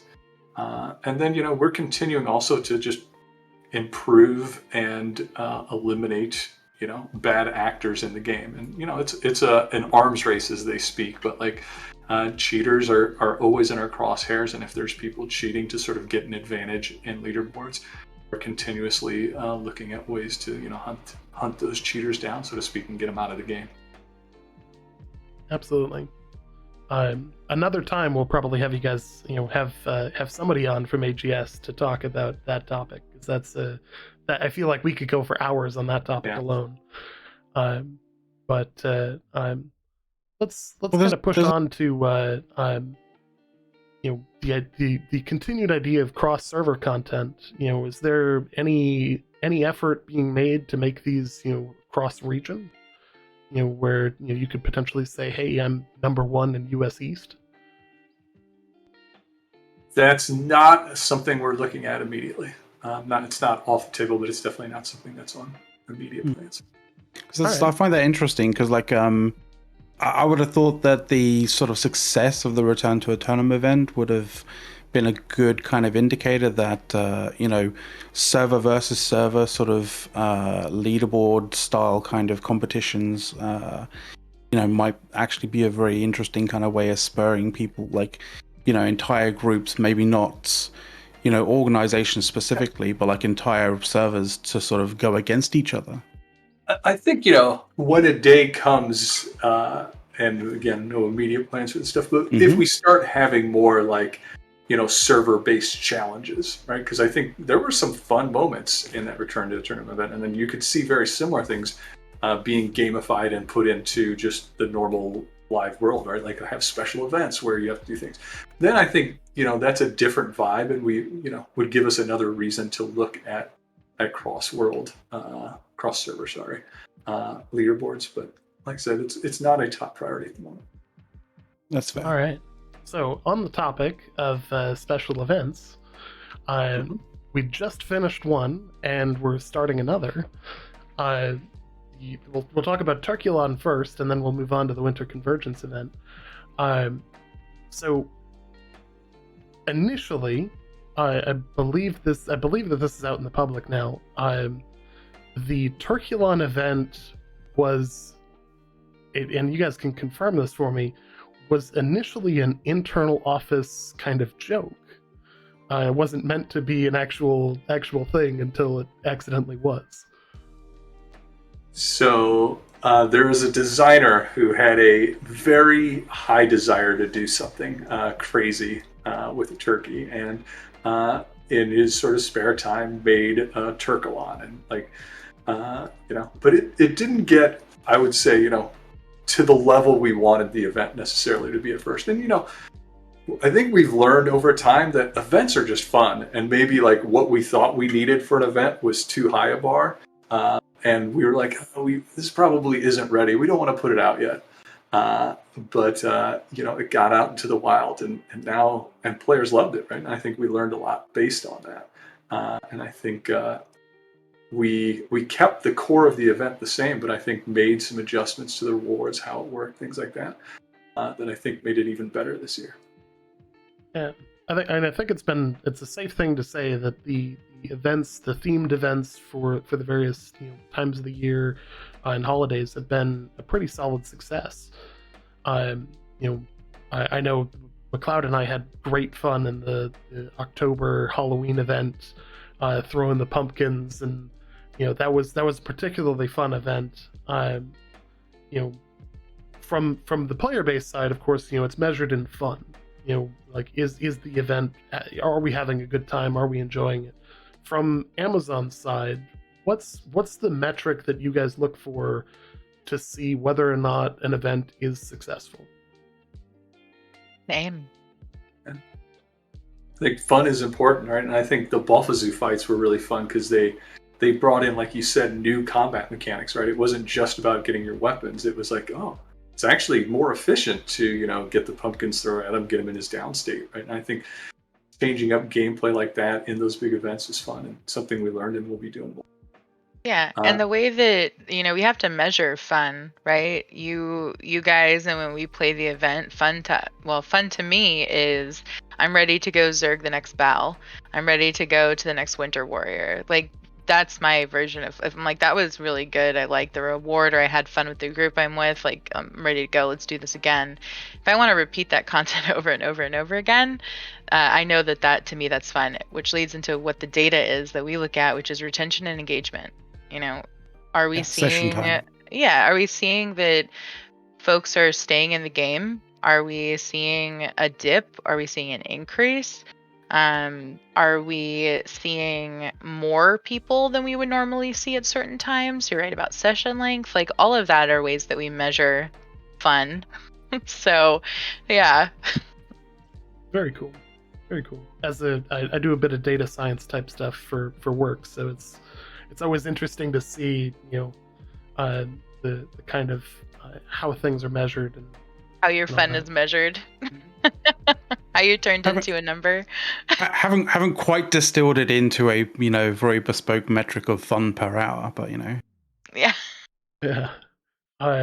So, asking again from the perspective of an unlimited budget, in the mythical world that is, you had unlimited resources to get there. What annual events would you like to see celebrated that are not currently in the yearly calendar? And what themes might you otherwise add? like, is there sort of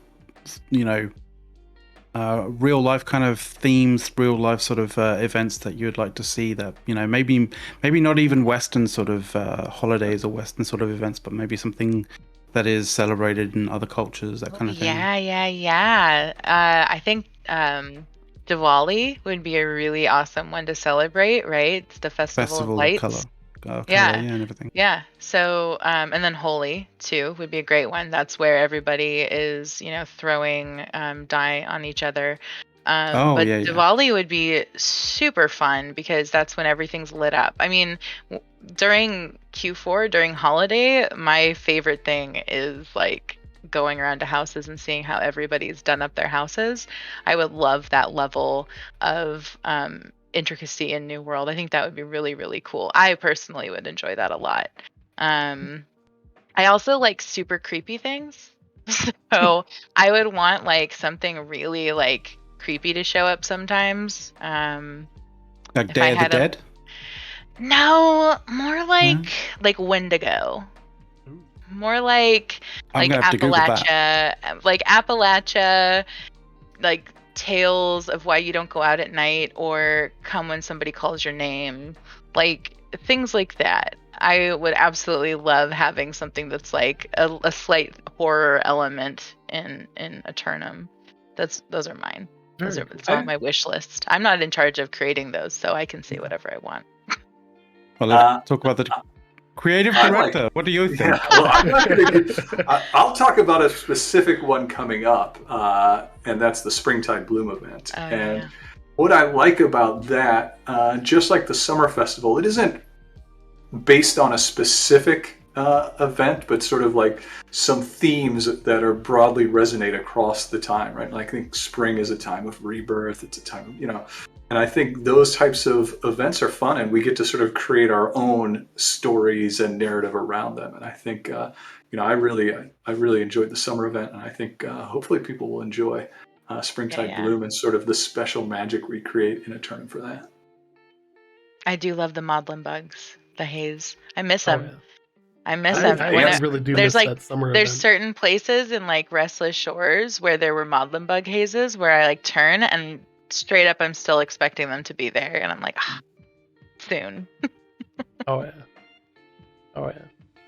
yeah. I know. So you mentioned Wendigo, and going back, and I'm probably one of the few people on the planet that knows that this exists still, because we have a whole section on our Discord that has all of the concept art that's ever been released, other than the stuff that's in the book behind me, because I haven't had a chance to copy that over. But back in the early days, of New World development, there were First Nations artwork, and character designs, so that that might be a good route to go. And I've always thought that would be a great way to kind of pay homage to those groups, because it's really great. There's so much lore there, and of course it's such an interesting culture. So Absolutely. yeah, I'd be very excited to see something like that. You and me both. Dave. I'm just kidding. So, and that of course brings us to the holiday season here, where we have the return of the Winter Convergence Festival, which is my favorite because one, I basically run around in the Santa Claus outfit, which the second we're able to dye skins, I will be dyeing it red, and that will be my forever skin. But I really like the event because it's a fun festival. It's a great time. The boss mechanics are fun. Like you find yourself going around the world trying to pair up with as many people as you can, and regardless of the size of the group, I still find myself getting killed multiple times. And like that to me is fun. That there's always that consistent challenge, even if you're in a group of 80 people, which should overwhelm the boss, but oftentimes is creating some really fun situations with the Shiver Avalanche combo. Yeah, he has his moments, right? Yes. So this year, there's of course been some changes to the event from last year. What changes to the Winter Convergence Festival have you been most excited for players to get kind of stuck into? And did anything inspire, and what kind of inspired those changes? I think the biggest one is what you were just talking about, the adding the boss fight, right? And I think we saw the success of the other world boss type creatures, and I think it adds a sort of new, more social experience to the event, right? Because a lot of the Winter Convergence event, the presents, going to the trees, doing the missions, was all very solo, and I like that this added sort of like a more social element to the event. So you get people looking and people taking notice of global chat a lot more. Yeah, sure. So yeah. The recruitment chat pops off, Oh yeah, for sure. Yeah, it's hard to find ECR because everybody's going on the Winter Warriors Zergs. I know on our server there was a bit of a scuffle between people when somebody wanted to start a world tour, and there was already the boss tour going on, and they were very upset that they were pulling from each other for competition for resources, because naturally both of those events are, the more people that show up, the I want to say easier, but the world boss is very difficult without a critical mass of people. So one of the other absolute knocking it out of the park moments from the Winter Festival, or the Winter Convergence Festival, is the Gleamite asteroids, which I suppose I should call them meteorites because they hit the ground. This is a mechanic that I think is almost unanimously praised. I can't think of anybody that has a problem with it unless they got hit by it directly. Then they have a moment of what just killed me. Even that though is a story. Right? Exactly. It's just like the sandworm in Brimstone. If you happen to be killed by that thing in open world, we should have an achievement for that. We should have an achievement. You bet. I hope that you were recording. Oh yeah, absolutely. So one of the interesting questions that's come up about this is obviously Gleamite is a limited time event item, but we have other resources out in the world that might fit into the falling from the sky category. For instance, Starstone and stuff like that. has it been considered as a way of potentially repopulating areas of the map with resources in a similar kind of spectacle type way? I'll say there's no immediate plans for this, but I think last year we had these same discussions after the event, because it's like, Yeah. we agree, it is such a spectacular moment. Yeah. The music, everything just comes together for this awesome punctuation point. And I agree, it's a neat way to deliver items. So no immediate plans, but it wouldn't surprise me if some point in the future we borrowed this mechanic to do some other stuff. Yeah. For now, it's kind of nice to look forward to it, though, and miss it when it's gone. That it's something that you only get with this really cool event. So join in and hopefully don't get hit by a Gleamite. But maybe if that's what you're into, go for it. Try and stand right underneath one. But that's ultimately why we decided not to do anything with that, in addition to costing it and other priorities. But it's such a cool thing in itself. So until we find something that's equally as cool and doesn't take away from the Gleamites, we shouldn't expect there to be any addition. All right. So that brings us over into the extended roadmap for this next year. On the most recent Dev Diary, the new roadmap was announced. It goes through the summer of 2023. Obviously, there's big stuff in store for fall. And that's not, that's obviously not the end of development. It's just, where things, naturally stopped being announced before there's more to come. Knowing that, and knowing that there's, when you compare last year's and this year's roadmaps together, there's actually more on this year's roadmap. If you compare, spring and summer, there's actually a significant amount more there.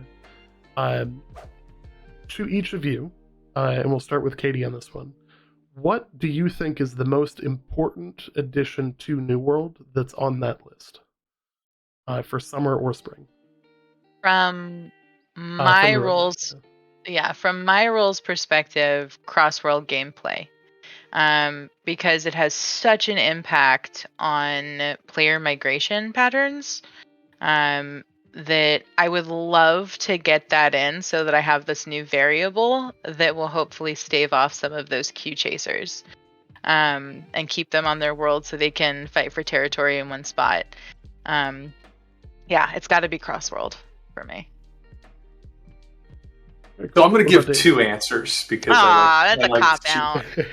I do agree with Katy that I think just from an overall importance for the game, cross-world is probably the most important. But to give a different answer, I think, the other thing that I really want to do is sort of complete some of the things that players really expect in an MMO these days. So I think, gear set storage and transmog, like that, those packages of just like that functionality that MMO players want. I think it's super important that we finish those, do them to a high level, and then we can move on to focusing more on content. Absolutely. I like that actually. So in terms of the roadmap, some people have mentioned that the roadmap is a little bit light on PvP. I think McLeod and I are not in that ballpark. I think we very much see the impact of cross-server OPR being vital for what we view as kind of the pinnacle of PvP game modes. And of course, its obvious eventual transition to 3v3s in arenas kind of makes sense as well. It's also very good in terms of like allowing that accessibility to be more available to a lot more people without having to go through the motions of having to change servers, that kind of thing. So it's from our perspective, it's a definite win-win. Yeah. And of course, PvP is inherently a difficult thing to develop. It has very different drivers, very different priorities, and very different, often conflicting with PvE. priorities. Knowing that, are PvP editions just overall harder to develop or achieve as concrete goals on a or kind of denote as top line items when it comes to inflexible mediums like a roadmap? Yeah, I mean, I think there's some of that, right? Like the heart gem's an example of a PvP item that isn't specifically called out, but if you've used the new Bile heart bomb from Simon Gray, like that's going to have very serious implications on war, right? Like, and I think shaking up the meta there. Other things like combat balance, we don't put that in a roadmap because it's it doesn't have like that ring of like new stuff, but like we are aware of some of the balance issues with PvP, especially in OPR.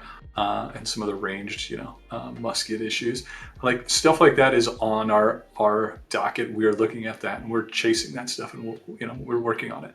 But it's just not sort of roadmap worthy. So, PvP is near and dear to us. It's something we're going to continue to work on. And this roadmap doesn't have everything on that we'll be releasing. Yeah, most of the PvP content that we're working on, it could come in at any time. It just depends on the speed of development, and we're not confident in those dates enough to assign it to a particular season or quarter yet. So we can't say it's going to be here in spring or summer, but we are aiming for as soon as possible to get that content ready. There's a specific team working on it, so we just didn't include it on the roadmap. Sorry. Our bad. But it's definitely being worked on currently. And including open world, as I said, like open world PvP is what I'd like to see. I love seeing a nice populated world. I love seeing those moments like what Dave was talking about, where like you stack people, and then you just start like coming out of there and surprising other factions. I love those moments, and those are moments that you only get in an MMO. And yeah, I think that I would love to see more gamified versions of that. So that's what I'm pushing for, but there's nothing that's off the table at this point when it comes to PvP. Yeah, awesome. Like 80 people jumping out of a bush is always a hilarious scenario. I love it so much. So, even if I'm the one that they're jumping out at, I still love it. It's hilarious. It totally is. Absolutely. Unless they do it twice, and then I'm mad about it. I also want to note that there's other changes that I think people have kind of not necessarily skipped misunderstood, over? but may have skipped over in terms of creating more available PvP options. Specifically with the recent changes to territory management and the we'll call it basically a straight-on attack against shell companies, which needed to happen. So thank you for first and foremost on that. That's a huge epic change.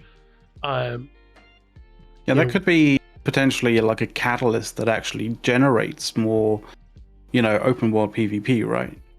We hope so. I think that and the tax changes that we made previously. The goal of those is to make all territories valuable and to make and allow more people to fight over them, right? Like I think a lot of people feel like owning a territory is, that's out of distance. I'll never have a chance at that. And I think, our goal is to get more and more players involved in that. And I think it's super fun when you're in that world. And I think we want to expose more people to it, or at least give them the opportunity.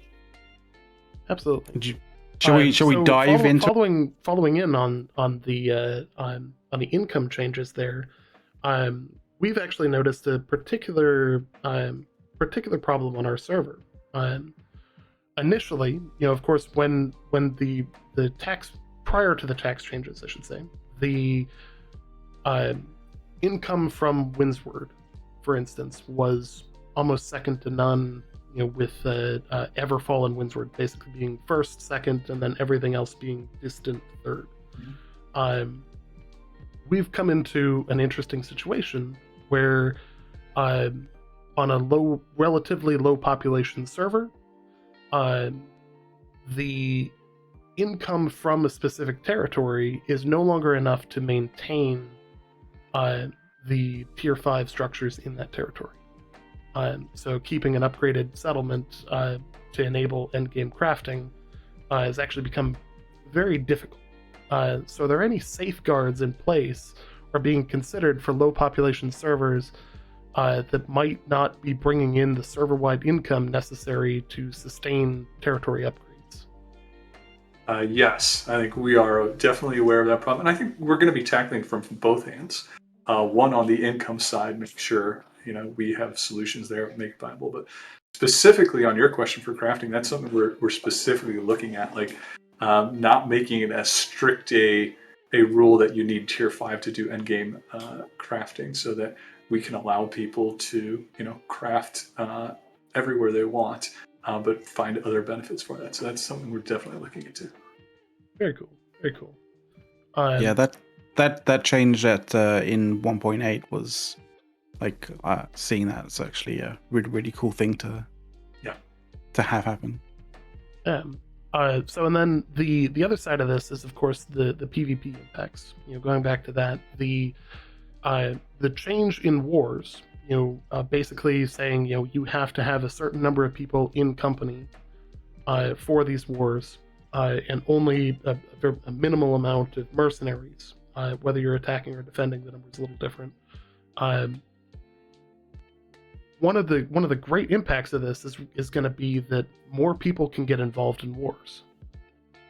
Because one company can no longer own and dominate a server through the use of shell companies owning all the different territories and shifting the war time zone. Are there any follow-on effects to that we might be looking forward to seeing in terms of increased drive to take territories? I think in terms of that metagame, the territory metagame, the thing that we're starting to look at more is, because I think, like you said, we want to get more people involved. We want to make the wars and owning territory fun and rewarding. One of the areas that we're starting to look at is that influence game, and like how you get to become the vanguard, how you get to choose to attack. Because I think war is fun, but the sentiment out there is, man, that influence grind to get war is boring, as hell. So we agree with that sentiment. Well, maybe that might be a little rough, but we agree it can be improved. A little rough. It's a little rough. As somebody that ground to own Cutlass keys, I can tell you that was, I totally understand the sentiment there. We hear you. It's something we're looking at very aggressively, and we're starting to put some plans around. I think we're not ready to discuss them in detail, but I think the two sort of high level things we've talked about are, one, creating a little bit more of a time window around it. I think that has a number of benefits, like the conflict state, giving that a time so that there's a little more density of PvP, and also so that defenders can feel like they win, right? Like right now it just feels like an endless struggle that eventually I'm going to lose as a defender, so why bother? So that's one area we're looking at, putting some timing around the influence race. And the other thing is, we really like the gameplay of faction control points. I think they're a lot of fun, especially these days. I'm fighting over First Light a lot. That crafting bonus is so strong. It's become sort of a little hotbed, right? So, we love the FCPs, and I think they provide a slightly better gameplay than some of the mission running. So I think it wouldn't surprise me that we highlight FCP controlling a lot more moving forward in the influence game. Interesting. I think it's very interesting with regards to some of the scenarios, some of the instances that we were talking about earlier, or that Katy was sort of mentioning earlier as well, where you have ambushes occurring, and a lot of those sort of scenarios I've seen have occurred in open world PvP, specifically when when you have one group versus another group and they're grinding the influence kind of a particular territory, and they're all running at the same sort of together in that kind of sense. Finding those areas, those kind of choke points where you can actually affect a large amount of people in a very, very strategic and very sort of direct kind of way. Those sorts of scenarios make being able to have more terrain-based moments where that can occur. Or maybe looking at how players generally path themselves around when they're doing sort of influence missions, in order to sort of see how those sort of, because all players generally tend to sort of like to become more and more and more efficient at their pathing in order to kind of get this stuff done faster, right? And so there you kind of almost end up finding those avenues where you can generate a new or generate new sort of areas where players can actually sort of have meaningful content, PvP content together, right? Yeah. That would be some really kind of cool stuff to sort of further iterate on. Yeah. And I think as Katy was saying earlier, like, these sorts of features take time and like iteration to get right, so it's hard to like nail down when we're going to release that. That's why they aren't on the roadmap, but it's stuff we're working on. We're testing internally, like I was talking about. Like, we get to play these prototypes and test them internally, and we're not quite there yet, and but we're working on it. Excellent. Yeah. Excellent.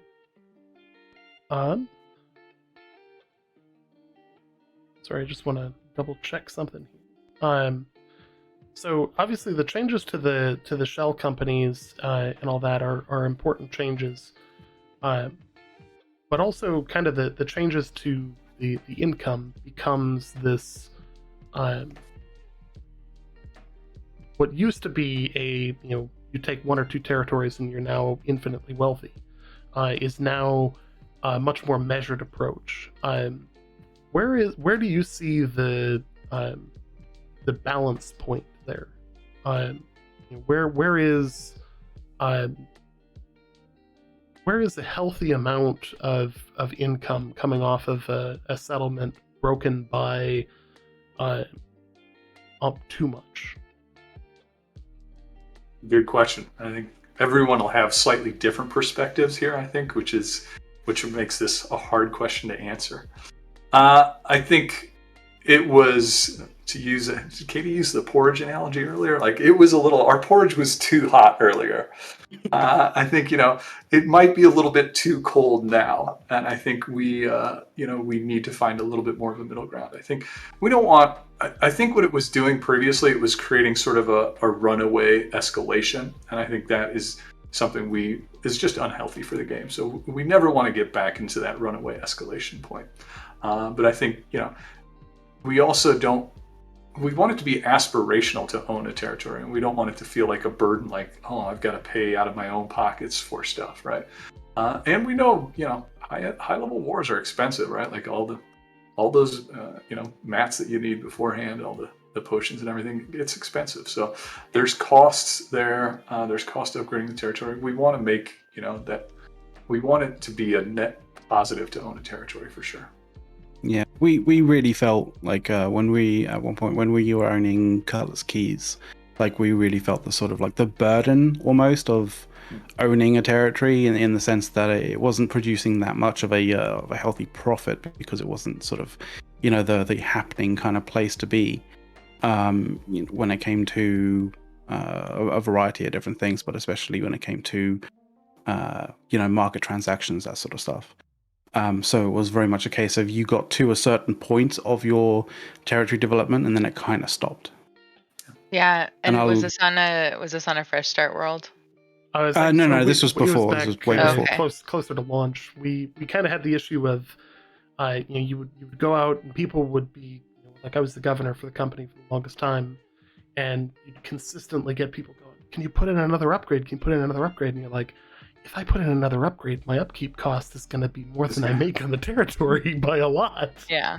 We're already paying out $15K a month or $15K a week, just to keep it. And then there's repaying for sort of upgrades that you lose on on invasions, that kind of thing as well. So but now with the changes to the sort of how the taxation works, like it's very nice to sort of have that kind of staggered approach, to be able to know that you can, each level upwards is not really a case of whether you can afford it.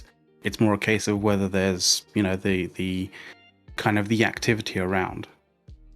Yeah, which is one of the reasons why we're merging the fresh start worlds, is because some of those worlds don't have as much activity. So we're merging them in so that they can participate in this without having the concerns that you guys experienced at the beginning game. So we initially weren't going to be merging Fresh Start Worlds for quite some time. But based on essentially this and some of the feedback that we've received from players that it's based on activity, right? This is one of those unintended outcomes for the Fresh Start Worlds. That's why we decided to merge them, because we don't want them feeling like you guys felt sorry at the beginning.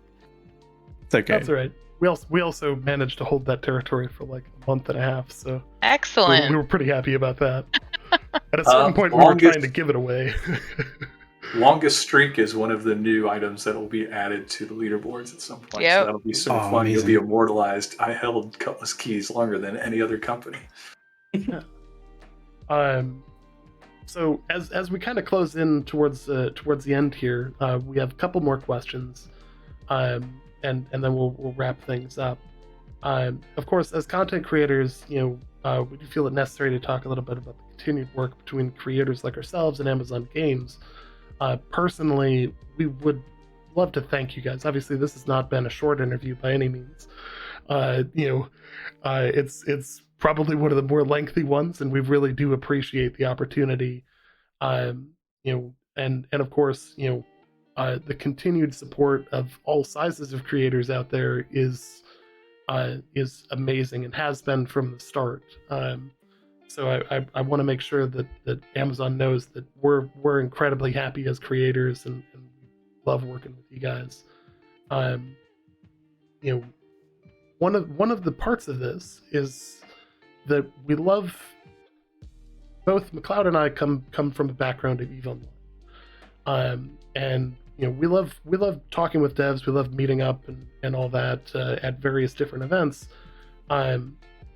Currently, AGS doesn't run a large fan event of any kind. Similar to like Blizzard's BlizzCon or EVE Online's FanFest, or even something like Star Citizen's Bar Citizen, where they send devs out. Is there any appetite for that from AGS? For potential in the future?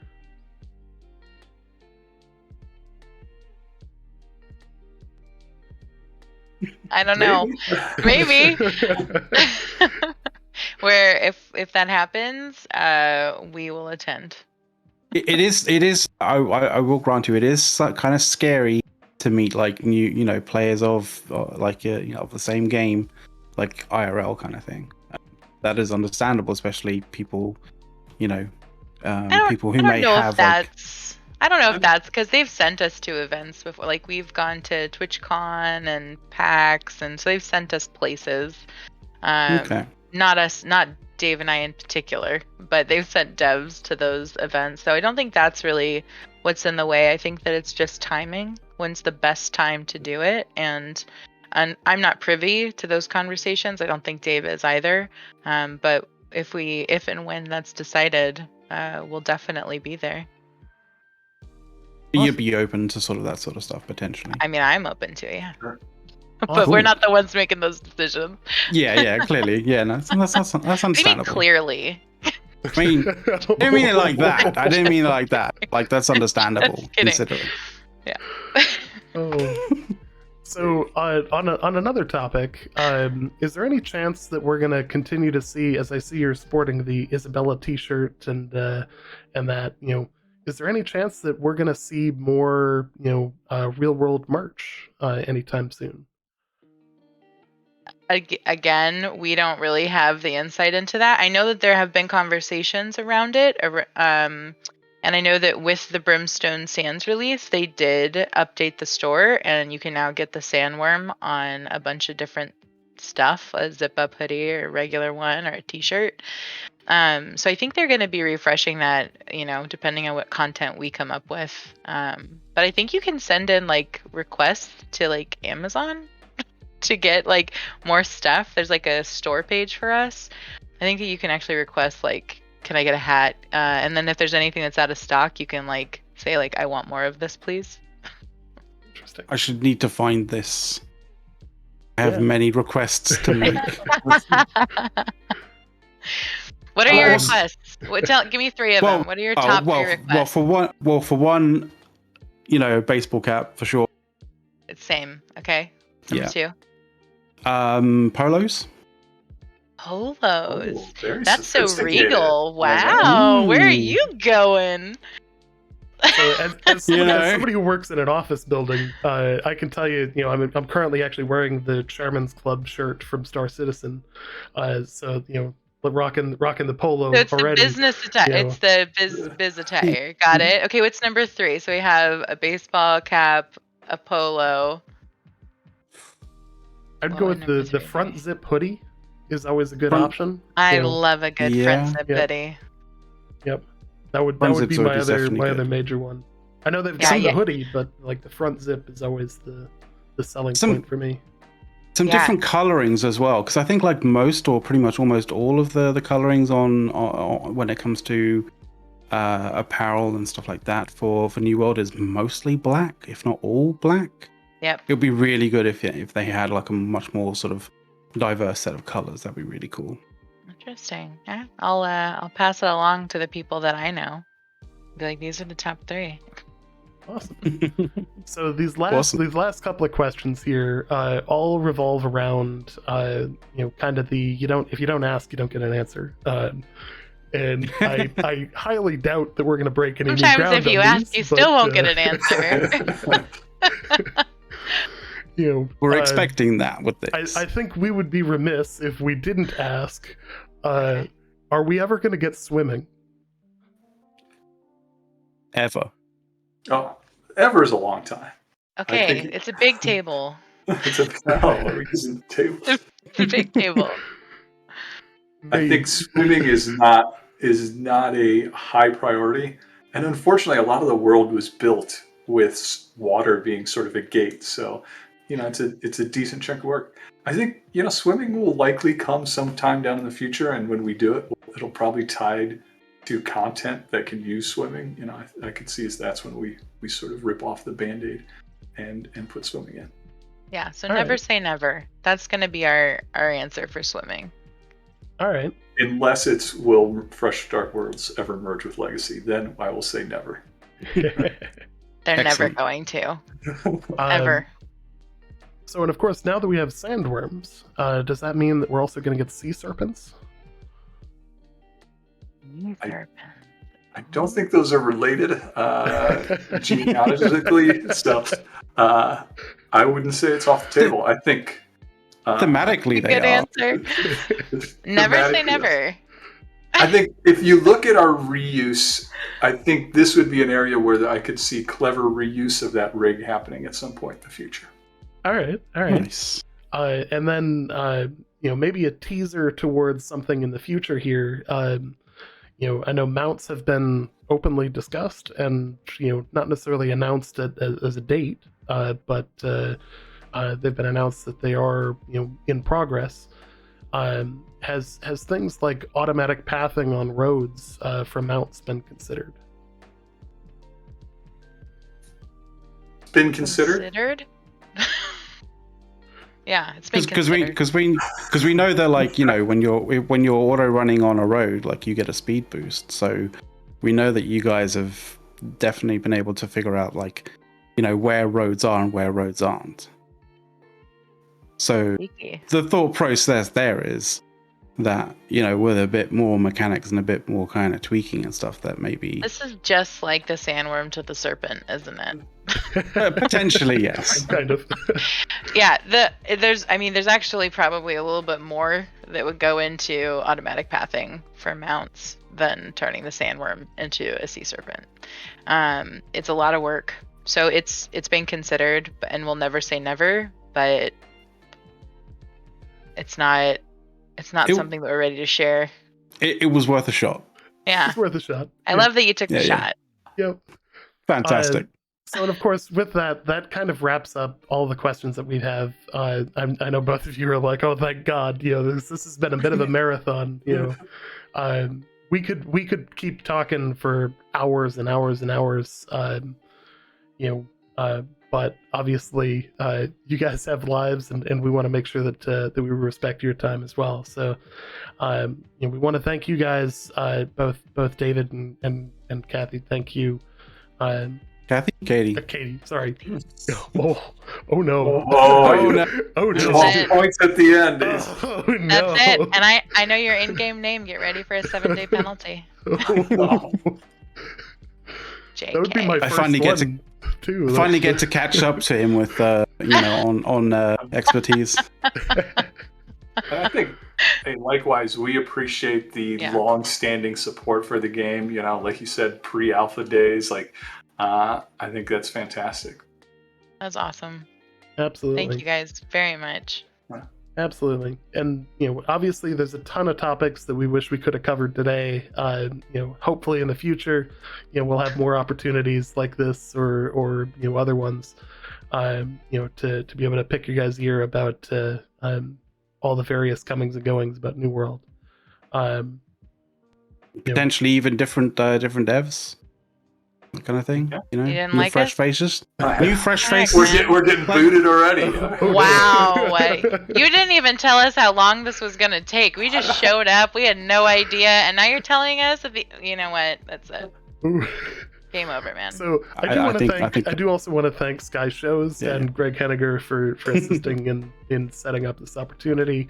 They're of course part of the creator team, creator management team. They do a phenomenal job working with us. I just want to say that it's been an amazing journey for here at the NWO show, our channel and our audience, following the development for what is clearly a passion project for the New World team.